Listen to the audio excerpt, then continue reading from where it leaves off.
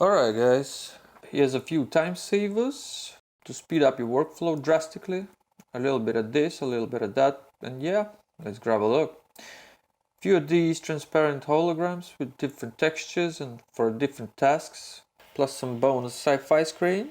Just unzip the blend file, open it, Control C, Control V, a shader ball into any of your projects, and you got it in a list of your materials. Apply it to any of your objects and you're done. If you have this somewhere that you can't see it, just press home on your keyboard. You can tweak the direction for your hologram, X, Y, Z, and the color. Get this lens to integrate into any of your camera slash drone slash cyborg eyes, whatever, to look amateur. Just copy and paste the node tree to any of your project's compositing tab to get that streaks and bloom, judged reddish type of look to your renders. You can get it on my Gumroad for a cup of coffee.